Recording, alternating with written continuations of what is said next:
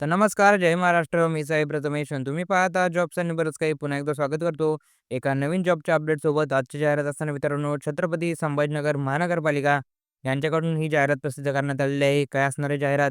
कोणकोणते पदे असणार आहेत? कोणकोणते विद्यार्थी यासाठी अर्ज करू शकतात? सर्व सविस्तर माहिती या व्हिडिओमध्ये सांगणार आहे. व्हिडिओ शेवटपर्यंत नक्की बघा. ही जी मित्रांनो जाहिरात असणार आहे, यामध्ये जवळपास वेगवेगळ्या 11 संवर्गातील पदांसाठी व्हॅकन्सी असणार आहे. गट क मधील हे सर्व काही पदे असणार आहेत. त्या पदांबाबत सविस्तर माहिती तुम्हाला समजून सांगतो. तर चला माहिती बघूया. व्हिडिओला सुरुवात करूया. मित्रांनो, यामध्ये छत्रपती संभाजीनगर महापालिकेच्या गट क मधील संवर्गातील विविध पदांसाठी सरळ सेवेने खालील रिक्त पदे भरण्यासाठी ही जाहिरात प्रसिद्ध करण्यात आलेली आहे. ही यांची ऑफिशियल वेबसाईट असणार आहे. ही वेबसाईट आपल्या डिस्क्रिप्शनमध्ये मेन्शन करून देतो. यामध्ये वेगवेगळे मित्रांनो 11 पदे असणार आहेत. ह्या सर्व पदांबाबत सविस्तर माहिती तुम्हाला मी समजून सांगणार आहे. त्याआधी मित्रांनो, चॅनलवरती नवीन असाल तर चॅनलला सबस्क्राईब करायला विसरू नका. आपल्या चॅनलवरती डेली तुम्हाला रोज एका नवीन जॉबची अपडेट तुमच्यापर्यंत पोहोचवली जाते. कनिष्ठ अभियंता स्थापत्य हे पहिलं पद असणार आहे. एकूण जागा टोटल 32 जागा यामध्ये असणार आहे.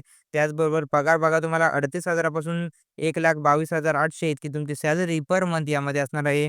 त्याचबरोबर दुसरं जे पद असणार आहे ते असणार आहे उप अग्निशामक केंद्र अधिकारी. टोटल जागा 4 असणार आहेत. पगार बघा 29,200 पासून 92,300 इतकी सॅलरी यामध्ये असणार आहे. सहाय्यक सुरक्षा अधिकारी 29,000 पासून 92,000 एक जागा असणार आहे. स्थापत्य अभियांत्रिकी सहाय्यक 24 जागा असणार आहे. सेफ पगार 29,200 ते 92,300. त्यानंतर स्वच्छता निरीक्षक त्यासाठी 12 जागा असणार आहे. त्यामध्ये पगार सेम 29,200 92,300. पशुधन पर्यवेक्षक यासाठी टोटल 7 जागा असणार आहेत. 25,500 81 100 इतकी सॅलरी तुम्हाला यामध्ये असणार आहे. त्याचबरोबर ड्रायव्हर ऑपरेटर म्हणजे चालक, यंत्रचालक यासाठी टोटल 15 जागा असणार आहेत. 25,500 ते 81 100 तुमची सॅलरी यामध्ये राहणार आहे. त्याचबरोबर उद्यान सहाय्यक किंवा कृषी सहाय्यकच्या 6 जागा यामध्ये असणार आहेत. 21,700 ते 69 100 इतकी सॅलरी यामध्ये असणार आहेत. अनुरेखक, ट्रेसर यासाठी 9 जागा असणार आहेत. 21,700 69 100 सॅलरी असणार आहे. अग्निशामकसाठी 100 जागा यामध्ये असणार आहेत मित्रांनो. 19,900 ते 63,200 इतकी पगार यामध्ये तुम्हाला असणार आहे. रोखपाल यासाठी टोटल 12 जागा असणार आहेत. 19,000 पासून ते तुम्हाला 63,200 इतकी सॅलरी असणार आहे.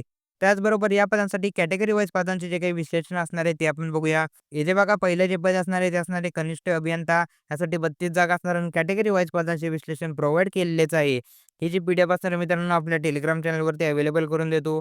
टेलिग्राम चॅनलची लिंक डिस्क्रिप्शनमध्ये प्रोव्हाईड केली आहे. तिथे जाऊन ही पी-डी-एफ एकदा डाउनलोड करा. त्यानंतर यासाठी तुम्हाला शैक्षणिक पात्रता लागणार आहे मित्रांनो. मान्यताप्राप्त विद्यापीठाची स्थापत्य अभियांत्रिकीची पदवी तुमच्याकडे असणे गरजेचं असणार आहे आणि मराठी भाषेचे ज्ञान तुमच्याकडे असेल तर तुम्ही या पदासाठी अर्ज करू शकता. दुसरं जे मित्रांनो पद आहे उपअग्निशामक केंद्र अधिकारी. यासाठी 4 जागा कॅटेगरी वाईज पदांचे विश्लेषण प्रोव्हाईड केलेलेच आहे. त्यानंतर यासाठी तुम्हाला शैक्षणिक पात्रता काय लागणार आहे?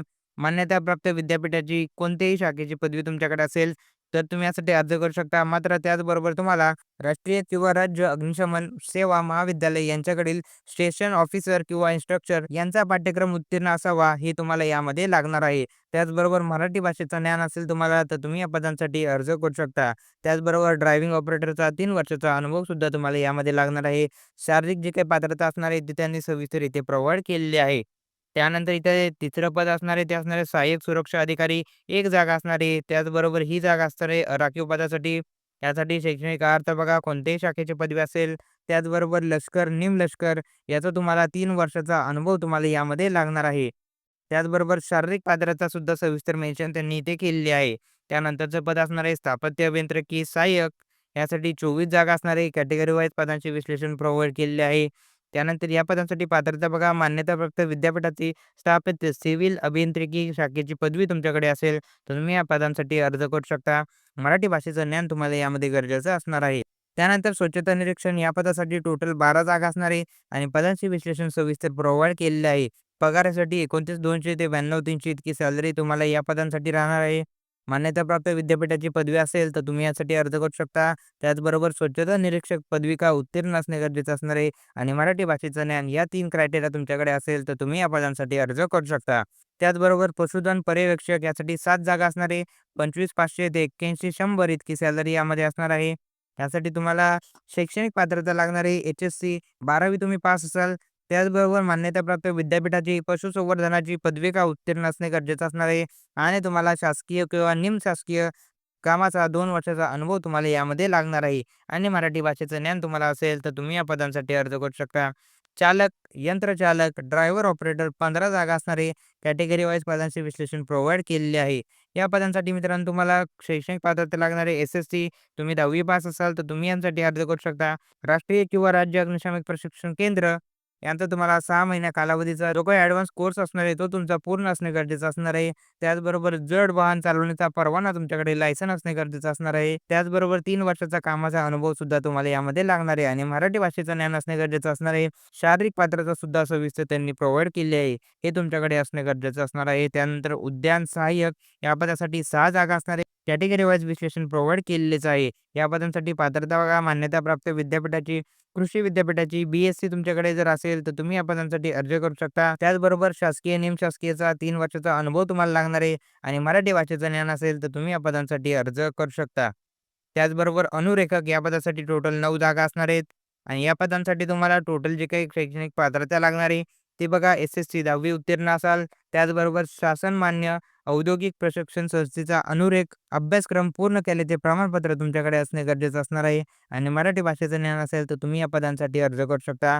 त्यानंतर अग्निशामक सगळ्यात जास्त जागा असलेले 100 जागांचं हे पद असणार आहे. कॅटेगरी वाईज पदांचे विश्लेषण प्रोव्हाईड केलेले आहे.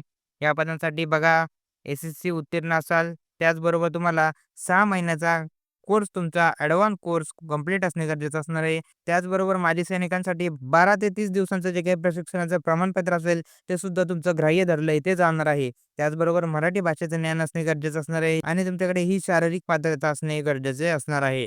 त्यानंतर शेवटचं पद असणार आहे रोखपाल यासाठी 12 जागा असणार आहे. कॅटेगरी वाईज जागांचे विश्लेषण प्रोव्हाईड केलेले आहे. या पदांसाठी मित्रांनो शैक्षणिक पात्रता बघा मान्यताप्राप्त वाणिज्य शाखेची पदवी तुमच्याकडे असणे गरजेचे असणार आहे. त्याचबरोबर मराठी टंकलेखनाचे टायपिंगचं 30 शब्द प्रति मिनिट व इंग्रजीचे तुमच्याकडे 40 शब्द प्रति मिनिटाचं वेग मर्यादा तुमच्याकडे असणे गरजेचं असणार आहे आणि त्याचं तुमच्याकडे प्रमाणपत्र असणं गरजेचं असणार आहे आणि मराठी भाषेचं ज्ञान तुम्हाला इथे यामध्ये लागणार आहे. तसे मित्रांनो टोटल यामध्ये 11 वेगवेगळ्या संवर्गातील पदे असणार आहेत आणि याची जी काही वयोमर्यादा असणार आहे ते सविस्तर बघा. वयोमर्यादा मित्रांनो खुल्या प्रवर्गासाठी कमीत कमी 18 आणि जास्तीत जास्त 38 वर्ष वयोमर्यादा असणार आहे. त्याचबरोबर मागास प्रवर्गासाठी 43 वर्षांपर्यंत वयोमर्यादा राहणार आहे.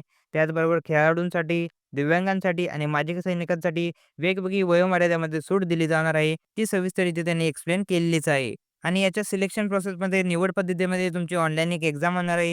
ही सरळ सेवा भरती असणार आहे. यामध्ये तुमची फक्त एक एक्झाम असणार आहे आणि त्यानंतर तुमचं डायरेक्ट सिलेक्शन यामध्ये असणार आहे. त्या एक्झामसाठी तुम्हाला परीक्षेसाठी मराठी, इंग्रजी, सामान्य ज्ञान, अंकगणित, बुद्धिमत्ता चाचणी या विषयातील तुम्हाला क्वेश्चन विचारले जाणार आहे. बहुपर्यायी प्रश्न यामध्ये तुम्हाला असणार आहे आणि त्याच्याद्वारे तुमचं सिलेक्शन यामध्ये असणार आहे. त्याचबरोबर त्या परीक्षेसाठी जे काही हॉल तिकीट असणार आहे त्यांच्या ऑफिशियल वेबसाईटवरती तुम्हाला मिळणार आहे. त्यानंतर या पदांसाठी तुम्हाला फी जी असणार आहे मित्रांनो, खुल्या प्रवर्गासाठी ₹1000 ही इतकी फी असणार आहे.